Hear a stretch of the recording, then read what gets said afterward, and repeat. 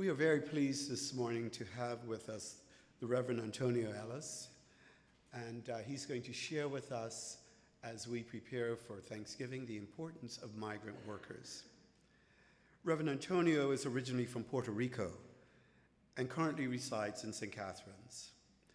In 1988, he initiated a 25 years federal law enforcement career and served as a special agent with the U.S. government in 4 agencies. Those offices were in New York, Miami, San Juan, and Corpus Christi. And he's completed temporary assignments in Havana, Santo Domingo, Dominican Republic, Trinidad and Tobago. Perhaps some of those places are familiar to you because those are your holidaying places. In November 1989, Reverend Antonio married Scylla. During his mid-30s, he felt an attraction to ordained ministry in the church. After much prayer and considering the talents and abilities God had given him, he entered seminary. In preparation for his ordination to sacred orders in the church, Reverend Antonio completed a Master of Divinity at the Evangelical Seminary of Puerto Rico in 2005 and a certificate in Anglican Studies at St. Peter and St. Paul Seminary in the Episcopal Diocese of Puerto Rico, where he was ordained as a deacon in June 2012 and to the priesthood in January 2013. On April the 1st, 2019, Father Antonio initiated his ministry in the Diocese of Niagara as the Diocesan Migrant Farm Workers Missioner. And on March 2021, he was called first as priest in charge and then rector to St. John the Evangelist Anglican Church in Winona, Ontario. Reverend Antonio, we welcome you to Incarnation.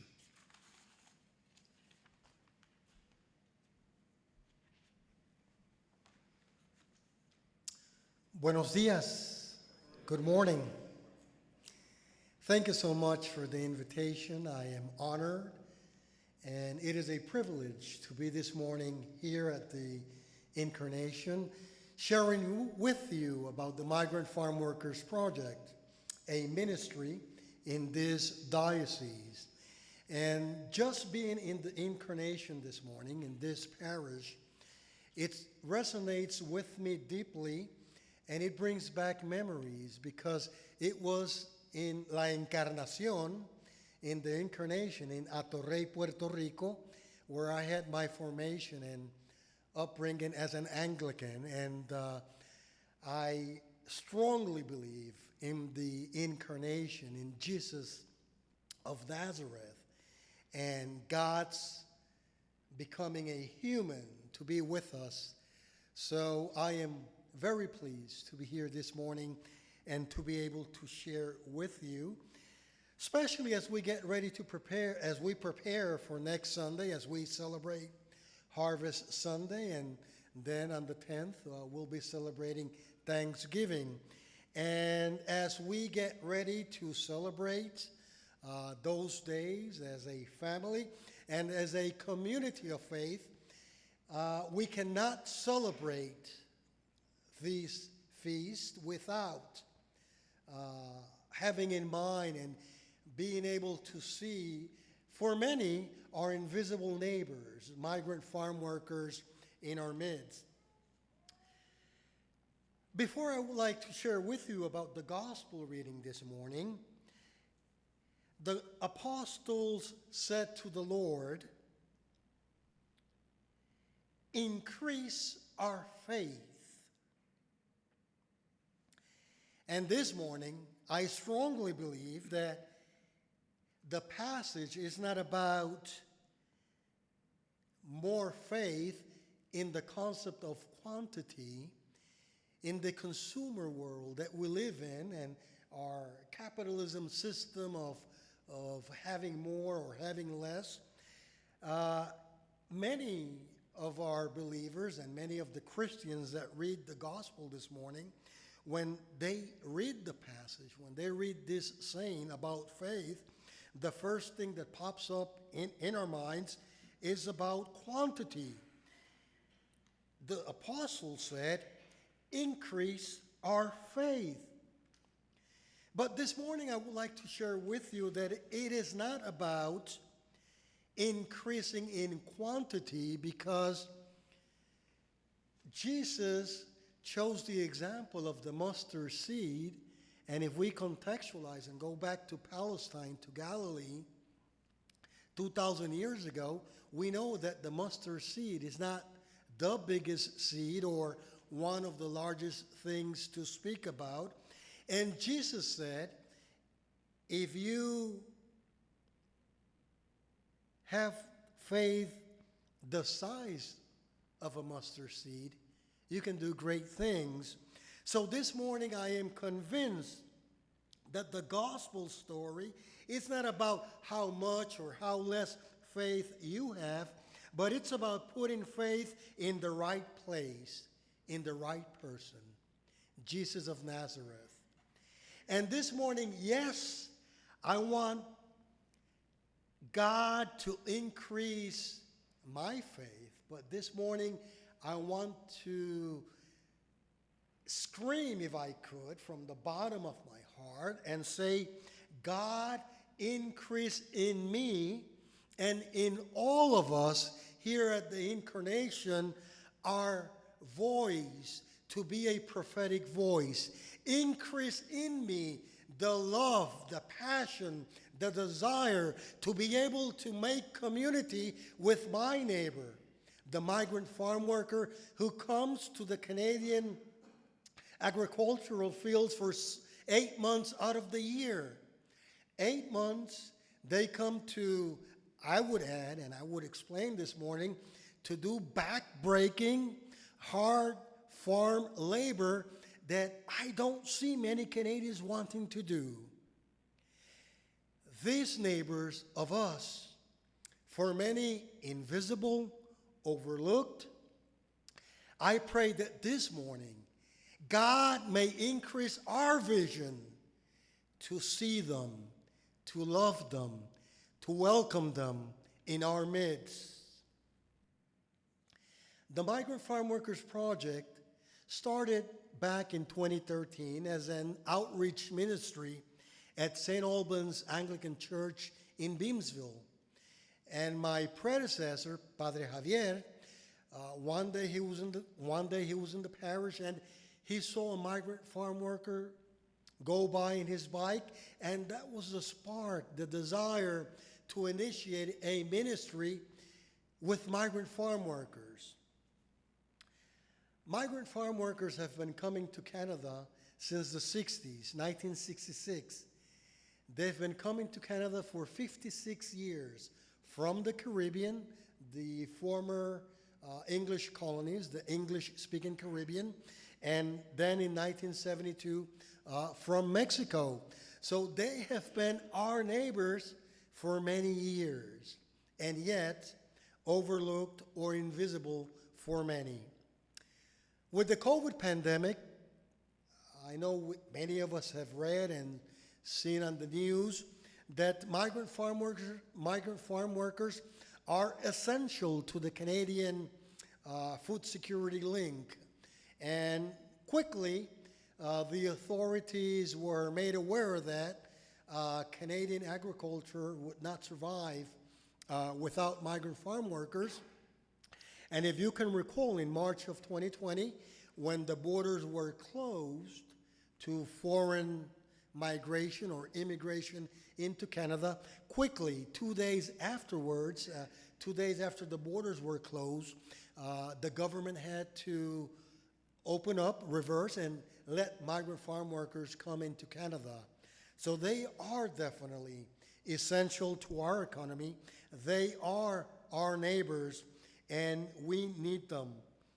The Migrant Farm Workers Project has 5 areas, 5 programs where we interact with migrant farm workers.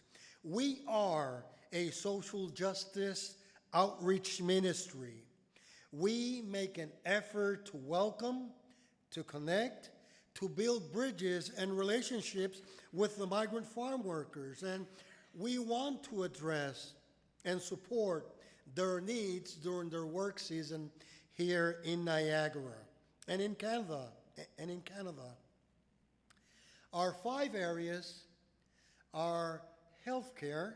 We have a healthcare in partnership with Quest Clinic, and we provide them with translators, English, Spanish, Spanish, English. We provide our migrant farm workers this space to be able to seek and have health care by providing this clinic with Quest. A second area, which is quite ironic but very important, is food security.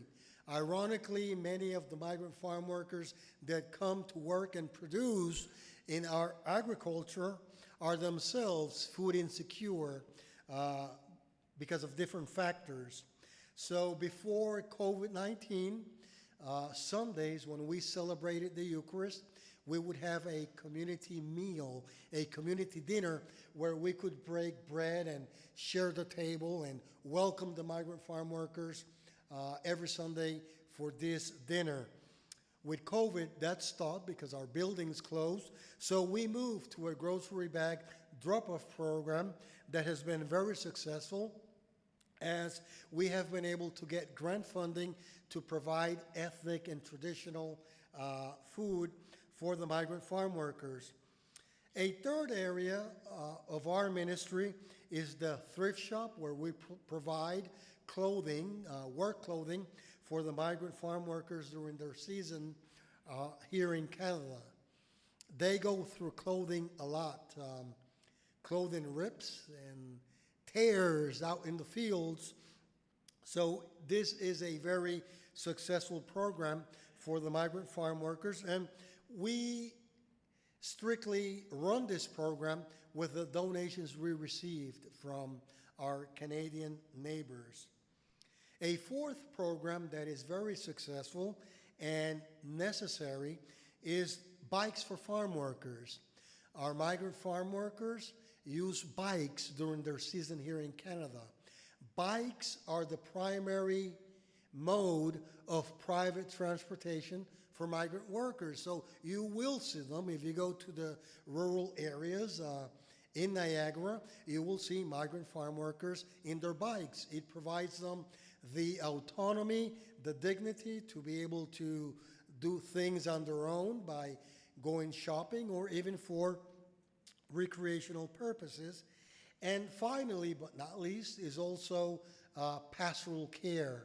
I, as a priest, and the volunteers, we are ready to provide pastoral care and be there when emergencies do occur.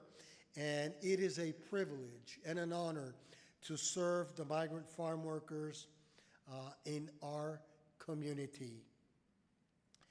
And I will remind all of us this morning that as Anglicans, in our baptismal covenant vows that we renew every Easter and throughout other feasts in the church year, we as Christians and as Anglicans, we are not only called to proclaim by word and example the good news of God in Christ, but we are called to seek and serve Christ in all persons, and that includes the migrant farm worker, our neighbor.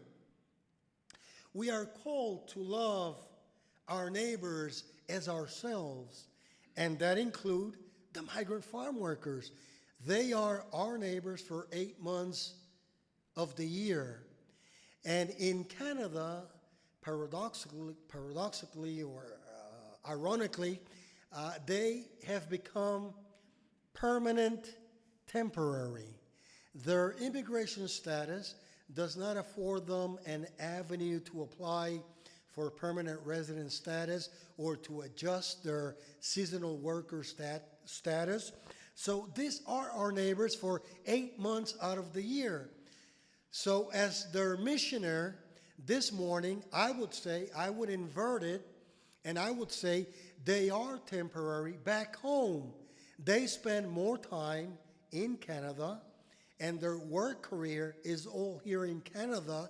So if they are temporary, I would say they are temporary back home on the islands or in Mexico and not here.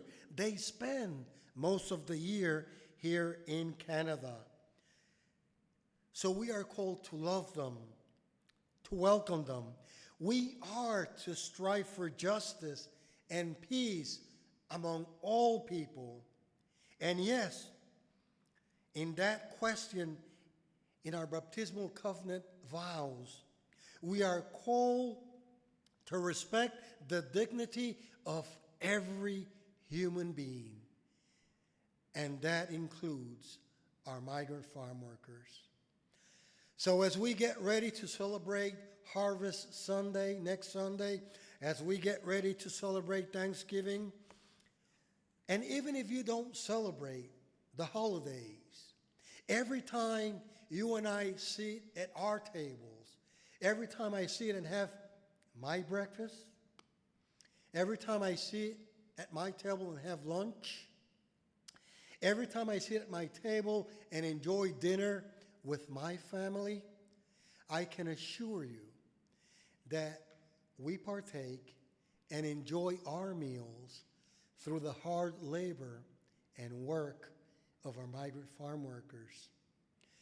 Be it for their work in the orchards, for the fruits we grow in Niagara, strawberries, berries, be it in the vineyards, the wines we enjoy in the region.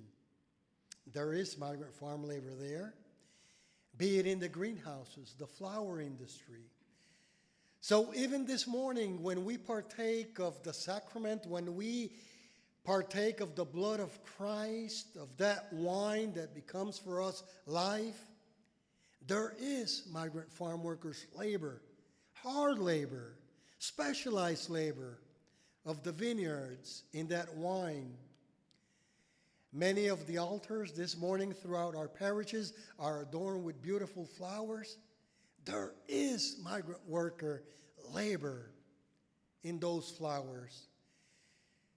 So I cannot sit at my table and enjoy my meals without thanking, being grateful for the migrant farm workers that have to depart and leave their families back home, which I claim is the first traumatic event, is the first trauma they suffer, leaving their country, coming here, leaving their family.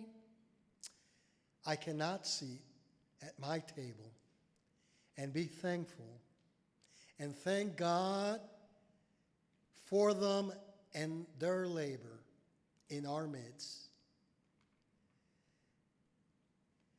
So this morning I say, increase in us, Lord, our vision to see the invisible. Increase in us the love to share with those less fortunate in the margins. And increase in me, O Lord, the voice to be the prophetic voice for those who don't have a voice in our midst. May we all have that desire. May we all keep open minds and open hearts as where God is calling you personally to be that prophetic voice, to be Jesus' hand, to be Jesus' feet, to be Jesus' eyes, and to be Jesus' ears to the needs of this community that are vulnerable and in the margins of our midst. Amen.